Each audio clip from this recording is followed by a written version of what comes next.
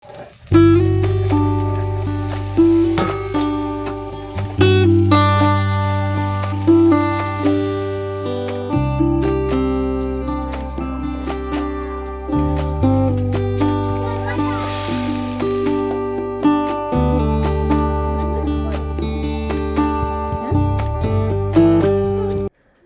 নমস্কার, আমি সুপর্ণা আর সুপর্ণা মায়ের ব্লগে সবাইকে স্বাগত হচ্ছে। যেখান থেকে দেখছো ভিডিওটি, আশা করছি খুব ভালো আছো।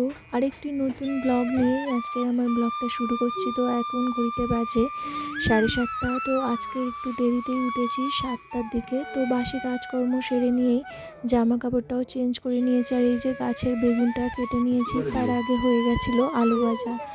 আলু ভাজাটা দিয়ে শুভেচ্ছার বাবা খাচ্ছে পান্তা, আর আমি একটু মুড়ি নিয়ে নিয়েছি, তাই গাছের বেগুনটা ভেজে নিয়েছিলাম।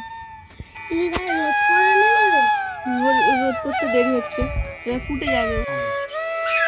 খাওয়া দাওয়ার পর্ব সেরে উনি গেছিল বাজারে। তো বাজার থেকে কিছু মাল নিয়ে এসছে, আর তারপরে একটু হিসেব করে দেখে নিচ্ছে কোনটা কি দাম নিয়েছে।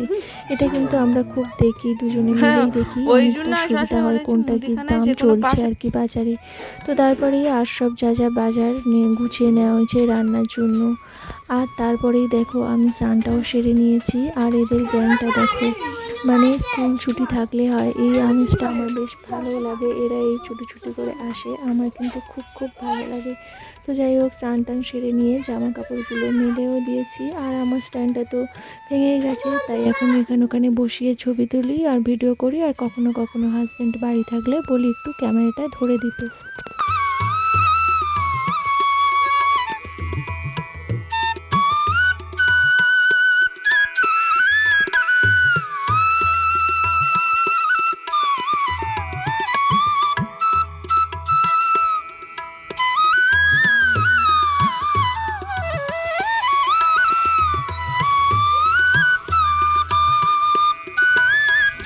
তো ঠাকুর ঘরগুলো সেরে নিয়েছি। তো তারপরেই চলে এসেছি রান্নাঘরে। আর আজকে না শাড়ি পরিনি, আর শাড়ি পরতে ভালো লাগলেও কিছু কিছু সময় না একদম মন লাগে না। তো এসেই রান্না বসিয়ে দিয়েছি। কিছুটা কাটাকুটি শাশুড়ি নানা কেটে দিয়েছে, আর বাদ বাকিটা আমি কিছুটা কেটে আর বেটে রান্না করছি। আর কী কী দেখলেই তো রান্না করছি, বাদ বাকিটা তোমাদের রান্না করতে করতেই তোমাদের সাথে শেয়ার করব। দেখো, প্রথমেই মাছগুলোকে আমি ভেজে নিয়েছি, আর মাছের তেলে যতটা অল্প তেলই ছিল, তো সেটা দিয়েই আমি চিংড়িটা ভেজে নিয়েছি। তো মাছ আর চিংড়ি আজকে দু রকমেরই হবে। তো চিংড়িটা ভাজতে ভাজতে আমি আদাগুলো বেটে নিয়েছি। তো যেহেতু আমি তরকারিটা চাপাবো, তো আদাটা আমার আগে লাগবে, আর বাকি যে বাটনাটা লাগবে সেটা পরে দেব। তো গরম তেলের মধ্যে এই যে কালো জিরে দিয়ে ফোড়ন দেওয়াটা না বেশ ভালো লাগে। আর তেজপাতা দিয়ে দিয়েছি, আর পেঁয়াজ আর কাঁচা লঙ্কাটা আমি একসাথেই দিই। তো যাই হোক, দেওয়ার পরে আমি আলুটা দিয়ে বেশ কিছুটা কষিয়ে নিয়েছি। আর যে কচুটা দেখলে, কচুটা না আগে থেকে শাশুড়ি মা সিদ্ধ করে রেখেছিল। যেহেতু আমি ঠাকুরঘর সারতে একটু দেরি হয়েছিল, তো উনি ওই জন্য উনানটা ধরে দিয়েছিল। আর কচুটা দেখো সিদ্ধ করে নিয়ে তারপরে ছাড়িয়ে দিয়েছে, মানে দুভাগ করে দিয়ে দিয়েছিল। তারপরে সিদ্ধ হয়ে যাওয়ার পরে ওনারা ওদিকে ছাড়াচ্ছিল, আর আমি এদিকে ততক্ষণে মাছ ভাজছিলাম। তো দেখো, কচু আর আলু তবুও একটু সুন্দর করে কষিয়ে দিলাম। আর এই যে দেখো, ও ঠাম্মাদের সাথে খোঁজ মেজাজে বন্ধুদের সাথে খেলতে খেলতে হয়েছে ঝগড়া, তাই এখন ঠাম্মার সাথে গল্প করছে।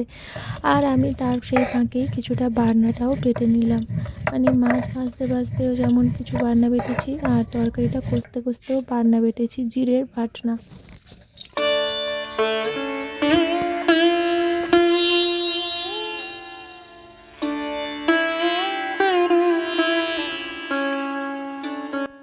তো তারপরেই দেখো, জিরেটা বেটে আমি তরকারির মধ্যে দিয়েই দিয়েছিলাম। আর তারপরেই দেখো একটু ফুটে উঠলে তারপরে আমি শাকটা দিয়ে দিয়েছি, দিয়ে একটু ঢাকা দিয়ে রেখেছি।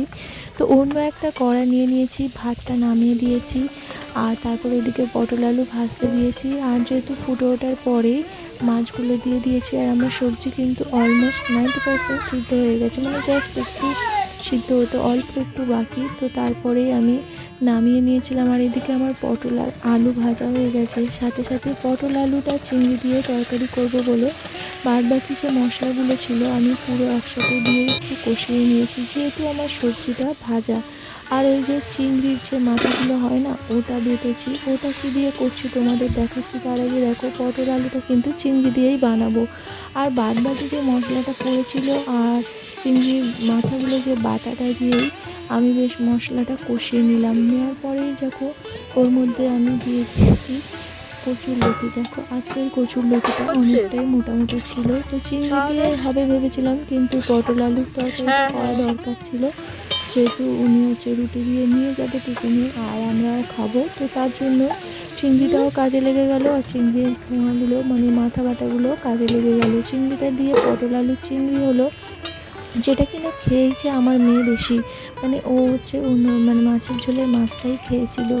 তো তারপরেই কচুরলতির মাথাটা ভাজা হয়ে গেছিলো আর এরপরেই ওই তেলের মধ্যে একটু সর্ষে আর কাঁচা লঙ্কা তেজপাতার ফোড়ন দিয়েছিলাম। শুকনো লঙ্কা যেহেতু আমরা খাই না তেমন। আর এই যে জলপাইটা একটু সিদ্ধ করে রেখেছিলো, তো সেই জলপাইটা আমি চটকে নিয়েছি, নিয়ে তেলের উপর ছেড়ে দেওয়ার পরে দেখো চিনির থেকে বাতাসাটা বেশি ব্যবহার করা ভালো, তাই আর চাটনিতেও বাতাসাটা দিলে বেশ ভালোই ফ্লেভার হয়। আর গাছে থেকে কয়েকটা ধনেপাতা তুলে নিয়েছিলাম, সেটা তরকারির মধ্যে দিয়ে দিলাম। তো ধনেপাতার পরিমাণটা খুবই কম, সবে গাছগুলো এখন বাচ্চা গাছ, তো গাছগুলো বড় হলে অনেক সুবিধাই হবে। তো তারপরেই ভাত বাড়তে চলে এসেছি। জেনারেলি তোমাদেরকে দেখিয়ে দিয়ে একবার এই যে লতি ভাজা করলাম, মাছের ঝোল করলাম আর চাটনি বানিয়েছি, আর ওইদিকে রয়েছে পটল আলুর চিংড়ি। তো আজকে শুভেচ্ছার বাবা যাবে ডিউটি, তো তার জন্যই আমি রান্নাটা ছেড়ে তাড়াহুড়ো করে চলে এসেছি ভাত বাড়তে। আর বাকি রয়েছে রুটি। তো তারপরেই দেখো আমরা সবাই মিলে খাওয়া দাওয়া সেরে নিয়েছি। তো খাওয়া দাওয়া সেরে নিয়েই শুভেচ্ছার বাবা চলে যাচ্ছে ডিউটিতে। তো তারপরে আমি কিছুটা আগিয়ে দিয়ে আসলাম। তো অ্যাকচুয়ালি কী বলো তো, শুভেচ্ছাও টাটা করে দিয়ে ও এখন রেস্ট নিচ্ছে। আর এই যে দেখো ওনাকে এগিয়ে দেওয়ার পরেই দেখছি গাছে কতটা লেবু, মানে অনেক লেবুগুলো এখন একটু পরিমাণে কমে গেছে। তো তারপরেই বিকেল হয়ে গেছে, কিছুটা রেস্ট নেওয়ার পরে, রেস্ট বলতে আমার তো বিকেলবেলায় বেশিরভাগটা ভিডিও এডিট করি, তো বিকেলবেলাটাই বেশিরভাগ গাছের যত্ন করি। তো বিকেলবেলায় আমি গাছের জলগুলো দিয়ে দিচ্ছি প্রত্যেকটা গাছ।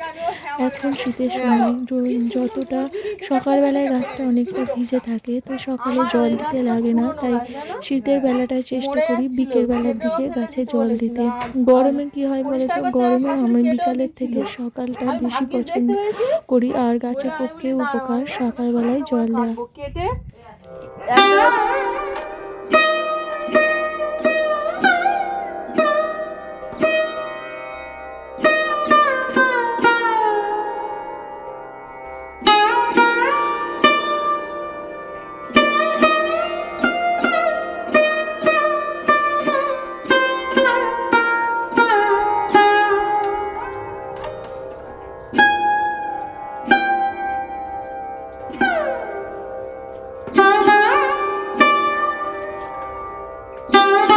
তো তারপরে এইদিকে চলে এলাম সবজি গাছগুলো, আর সবজি গাছগুলোর গ্রোথগুলো দেখো কি সুন্দর। আমি প্রতিদিন দেখি এদের বেড়ে ওঠা, তবুও যখন ভিডিও এডিটিং করি তখন দেখি যে না, গাছগুলো সত্যিই অনেকটা বড় হয়েছে। আর তোমরা তো দেখেইছিলে করলা গাছের যেগুলো আমি মাচা বানিয়ে দিয়েছিলাম, আর এইগুলো না আমাদের গাছের নয়। তো যাই হোক, এগুলো তবু আমাদের পাশে একজনাদের, তো বেশ ভালো লাগছে বলে আমি তোমাদেরকে শেয়ার করলাম। আর এবার সন্ধে হয়ে গেছে, শুভেচ্ছা ওর ঠাম্মির সাথে গিয়েছে পার্কে, আর আমি তাড়াহুড়ো করে সন্ধে দিতে চলে এলাম। আর এই যে দেখো এখন আকাশটাও মানে সন্ধে হয়ে গেছে, কিন্তু ফোনের লাইটে হয়তো সন্ধে লাগছে না, বাইরেটা মনে হচ্ছে অনেকটাই সাদা হয়ে আছে। তো শীতের ড্রেসটা বলতে এটা আমি চাদরটা আলাদা করে রেখে দিয়েছি, মানে সন্ধ্যের সময় তো শীতের সময় তো যা খুশি তো আর পরে সন্ধে দেওয়া যায় না, তাই এই চাদরটা স্পেশালি যখন সন্ধেবেলায় আমি সন্ধে দিই তখন এই চাদরটা পরেই সন্ধে দিই।